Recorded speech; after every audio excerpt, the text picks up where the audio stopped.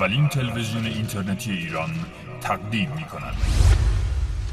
ابروهای پرپشت و مدلدار در زیبایی چشمان نقش بسزایی ایفا میکنه، اما متاسفانه گاهی بنا به دلایلی مثل بروز برخی از بیماری‌ها و یا عوارض ناشی از مصرف برخی از داروها و درمان‌هایی مثل درمان شیمی درمانی، ابروها دچار ریزش میشه و کمپشت میشه. اما روشی به نام کاشت این مشکل رو برطرف کرده و با استفاده از اون میتونین در مناطقی که موها دچار ریزش شده موی طبیعی از جنس موهای خودتون داشته باشین. توضیحات لازم خود دکتر به شما میده.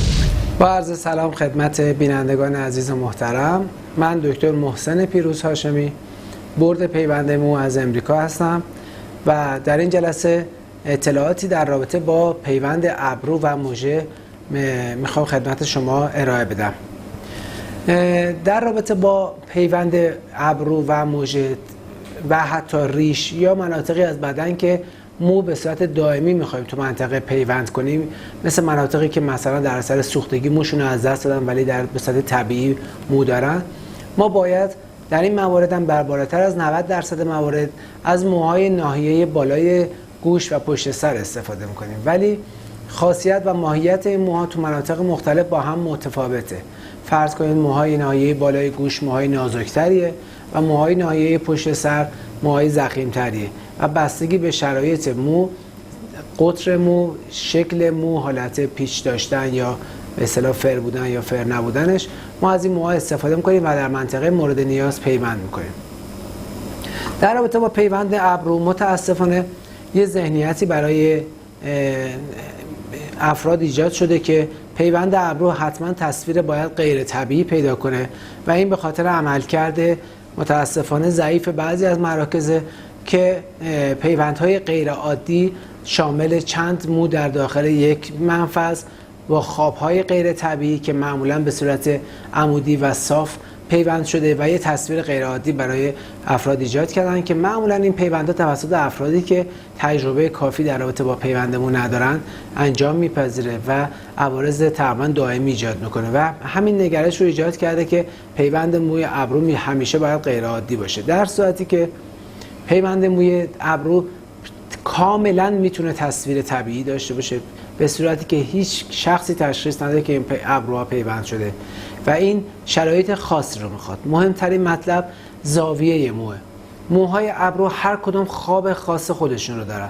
توی منطقه تاج ابرو موها به طرف بالاست، قسمت بالای ابرو خواب مو به طرف پایینه، توی قسمت پایین ابرو موهای خوابش به طرف بالاست.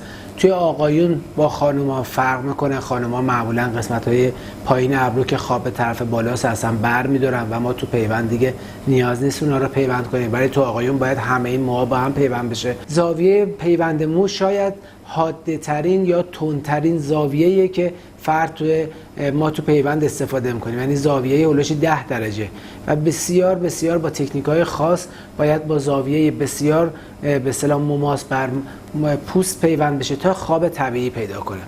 نکته سوم استفاده از موهای خاصه. اگه ما موهای ضخیم رو بخوایم پیوند کنیم تصویر خوبی نمیده، معمولا باید موهای نازکتر رو برای ابرو استفاده کنیم.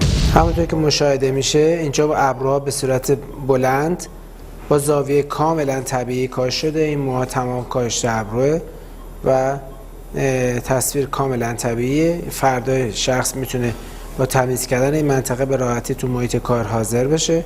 خواب ابروها رو میبینید کاملا طبیعی به طرف پایین، زاویه‌های بسیار تند یا زاویه حاده و تصویر کاملا طبیعی. اینا تمام ابروهای کاش شده است. این روش ابروی کاشت با ابروی بلند. در این روش مو از ناحیه بانک مو برداشت شده، احتیاج به آمادگی قبلی خاصی نداره. بیمار طبعا اگر توی مرکز حرفه این کار انجام میشه هیچ گونه دردی رو احساس نمیکنه و بعد از عمل فقط تو یک هفته اول منطقه مورد نیاز که کاش شده رو باید با سرم شستشو بده، اگر نه بیمار از فردای هم روز حموم میره، سرش رو کامل میشوره، بدنش رو کامل میشوره. این منطقه‌ای که ابرو کاش شده رو فقط یک هفته باید با سرم بشورن و بعد از اونم دیگه مشکل خاصی ندارن و این قرمزی‌های مختصری هم که دیده میشه تا فردا صبح کاملا برطرف میشه.